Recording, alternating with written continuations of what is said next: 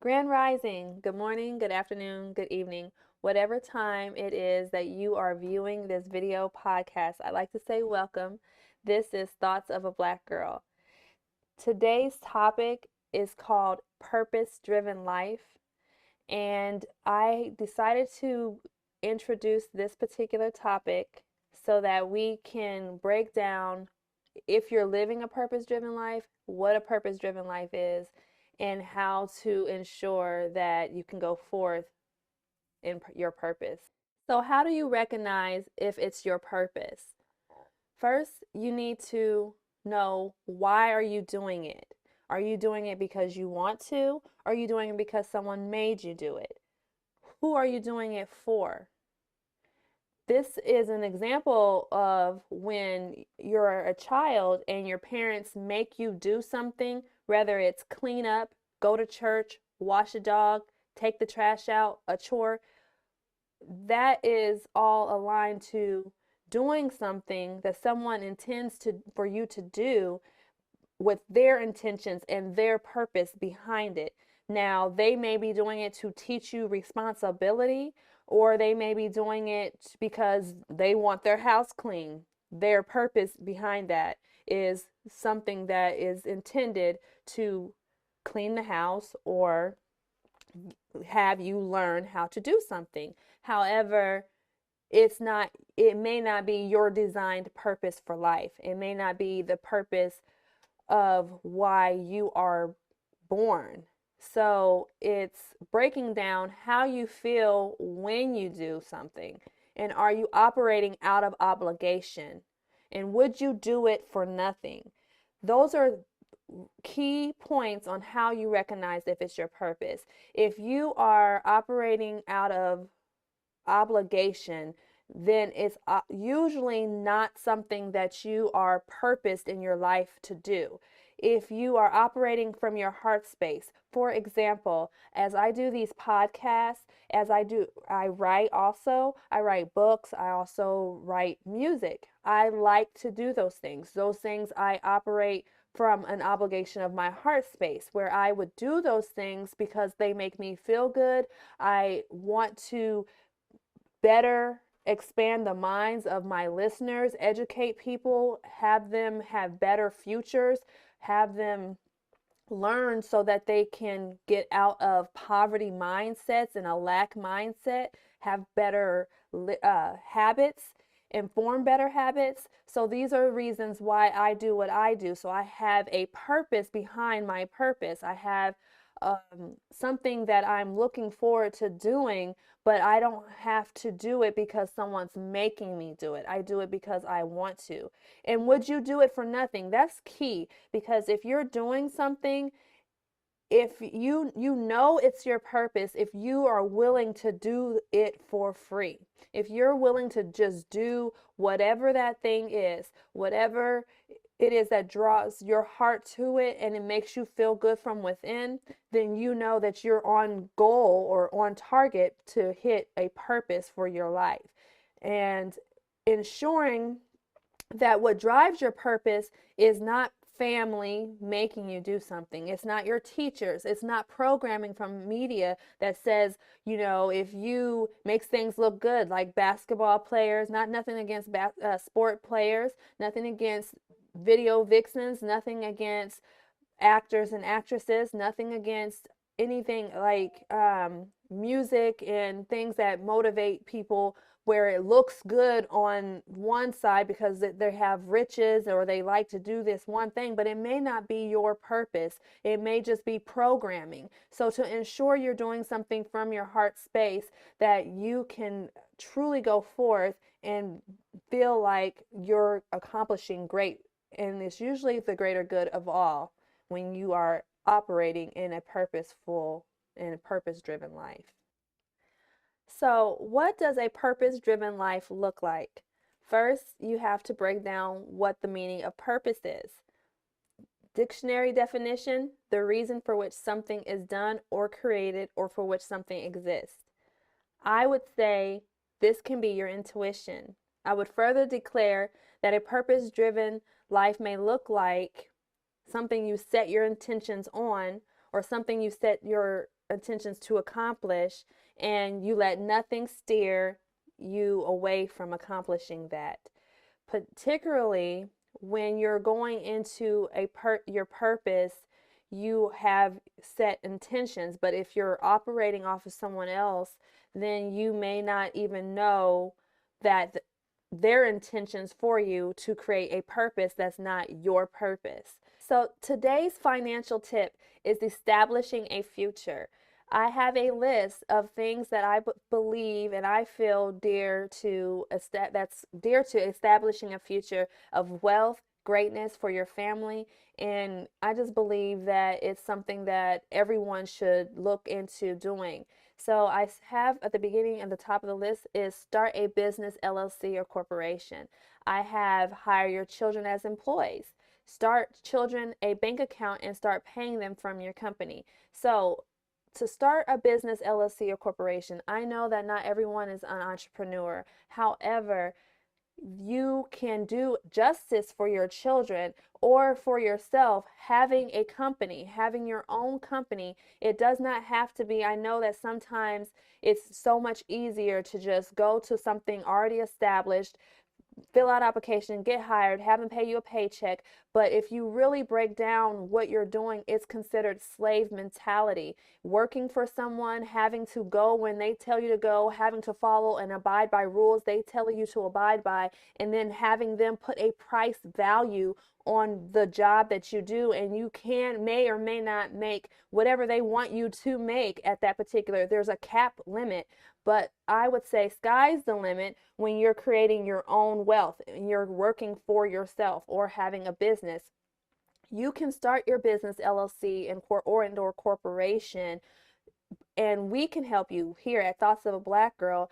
You can just send me an inquiry, email toabginc@gmail.com, or you can go to LegalZoom, or you can look up how to start your own LLC from yourself. And it can be easy, simple skill sets that if you like to make clothes, if you like to cook, you can start cooking and selling your meals. If you like to do hair and start your business, make your business a legitimate business, and by doing hair, makeup, nails. If you liked cleaning, even if you don't like cleaning but you know how to clean, start you a little cleaning service. Whatever it is that you need to do, it takes 20 minutes to maybe 45 minutes to start an LLC. Believe me, I've done many of them.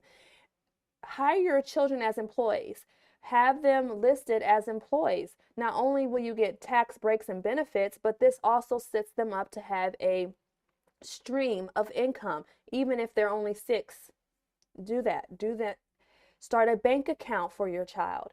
Have that bank account associated to your business so that you can give them direct deposit, or that they're getting a stream of revenue, of income coming into their bank account. This starts a process that will show that they have been formulating something that's substantial and stable at an early age, and this benefits your children greatly. Also, I would say open a trust fund for your children, for your business. Set guidelines and make monthly, weekly deposits into that trust fund. It doesn't have to be a whole lot of money. You don't have to have a whole lot of money to start these things. It's just starting them is the process. You start the trust fund and you set milestones for when money can be taken out. For instance, you start a trust fund. Let's say you listen to this and you're just about to have a baby. We'll give you the hypothetical situation. You have a baby, or maybe your child is 5. You start them a trust fund so that when they turn 16, they can possibly, your milestone for that 16-year-old is if they've accomplished certain things in school, if they've done driver's ed, or if they've accomplished their license, they're able to draw money from that trust fund that can buy their first car. Put a stipulation. Car kit has to be this particular type of car. If you want to do your logistics on car buying, this amount of money that they're able to spend, but it's ready for them. And it's not something that's not unplanned for. So then also set another milestone, 18 years old, graduation. Per graduation, they get so much money or something. Maybe you want to wait till they're 18 to buy them a car. Maybe they're graduate, so their milestone don't have to be 16. You could do something else at 16 and then another milestone at 18 if they kept their car in good standing and they kept their insurance up and they did all those things. That then their milestone at 18 is to trade in a car, get another car, and get more money from their trust fund. Things like that. Also, setting that trust fund for once they graduate from college, having access to all of that money, or being able to do certain things that they would not possibly be able to do or have access to do if you weren't pre-prepared with trust funds and things like that. I also would suggest creating a will.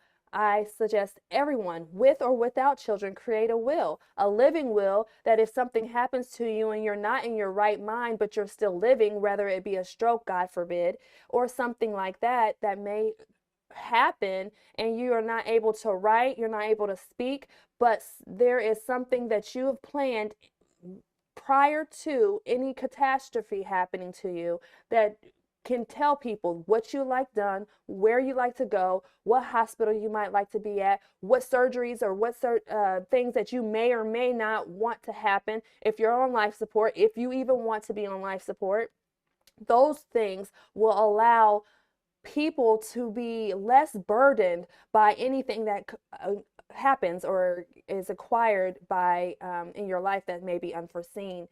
Also, the will, that's the living will, but also just the will in general. You don't have to have the mansions and estates and properties, although I wish that upon everyone, to have that type of wealth where they have to have the will and be able to divvy out their belongings. However, if you just own a car, or if you just have some CDs, some clothes, that can be in the will. You might want to say, I want all my clothes to go here. I want this to be donated there. Whatever money is in my account, I want it to go here. You don't have to have substantial wealth and ownership in order to have the will. So please look into getting you a will, creating a trust fund if you have children, starting an LLC, and putting your children on that payroll.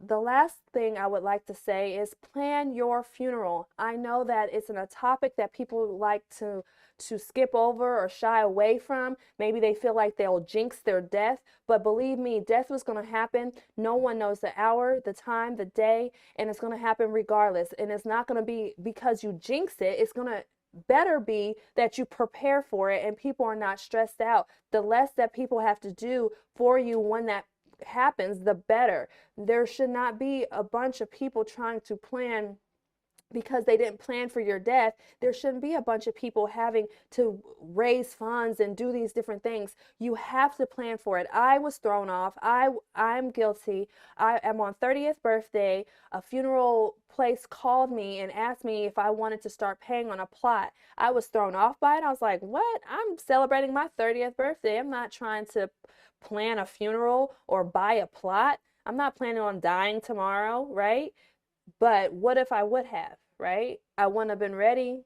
So planning your funeral ahead of time gives you an opportunity to pay payments, gives you uh, basically control of where you go, how you go, what's happening, all in conjunction with the will. But if you start planning your funeral, you can pay for things and you can have it set forth how it's supposed to go. And I know that it's just a topic that people don't like to talk about, but the unforeseen, if 2020 has not shown you, even 2021 has not shown the entire world, the entire country, that unforeseen circumstances will occur and has occurred and will continue to occur, then this is the time that you put your foot down, put your mind at work, and start creating things that are going to better your future, make people around you, help people around you, make it a better transition, and just plan for those things to occur. And so that you can be better prepared for your future, better preparing your children's future, better preparing your family.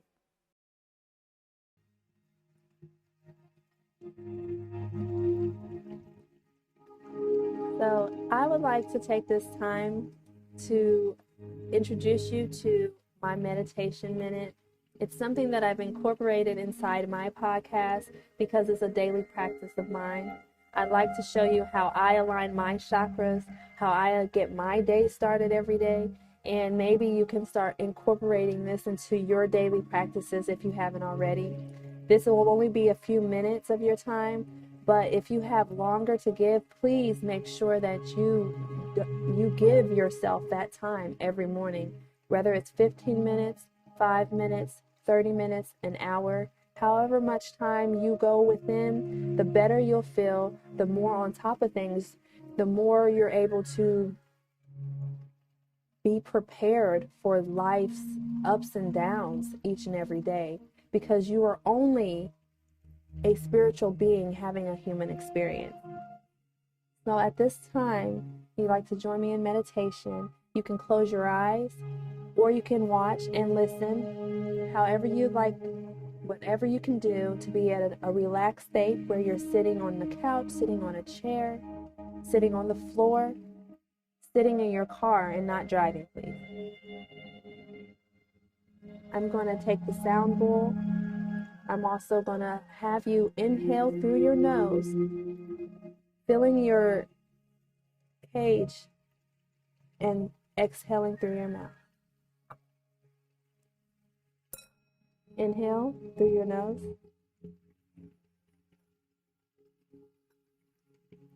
Exhale through your mouth.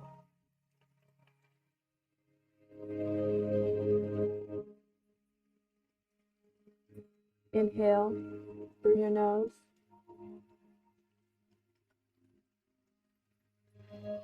Exhale through your mouth. You may want to inhale for 3 seconds. Inhale through your nose.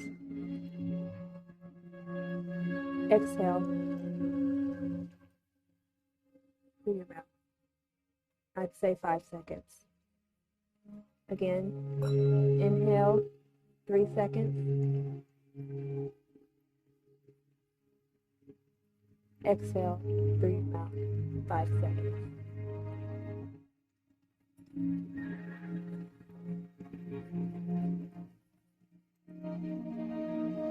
As you continue to inhale and exhale, focus on the sound, focus on your breathing. Inhaling through your nose 3 seconds. Exhaling through your mouth 5 seconds.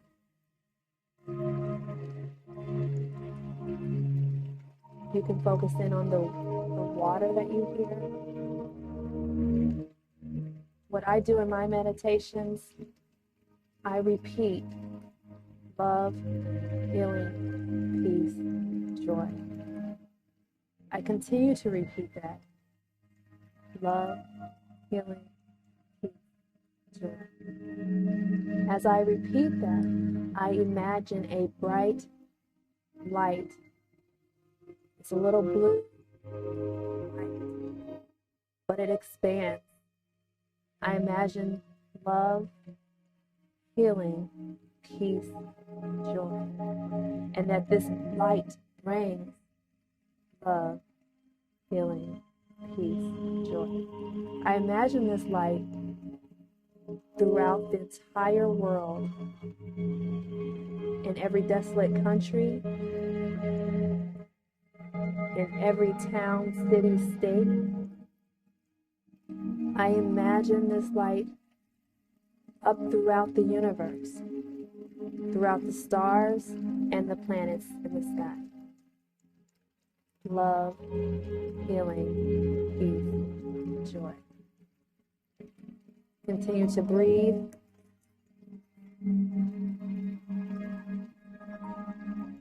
Continue to breathe. Inhale and exhale. Thank you for taking this time. Thank you for listening. Thank you for using this meditation committed.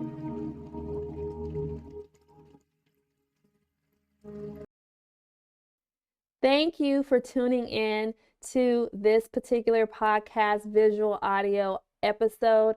I am so glad that you have been consistent. My day ones, if you have seen how I went from audio to visual, you've seen and you will continue to see where this Thoughts of a Black Girl podcast is going to go. I appreciate you listening. I appreciate you tuning in. Please don't forget to like, share, subscribe. If you have inquiries on this particular episode of Purpose Driven Life, you can send me an email, toabginc@gmail.com. If you're interested in our services as a visionary specialist, I am here to help you see the vision of the future of your life and your family's life to build wealth and create success.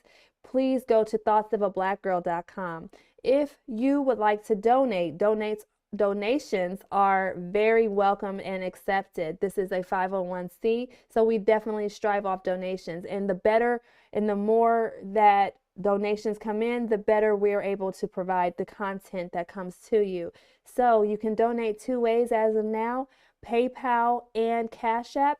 PayPal me at Thoughts of a Black Girl, and also CashApp is the money sign Thoughts of a Black Girl. Thank you again for tuning in, and like as always, God bless you and peace be with you.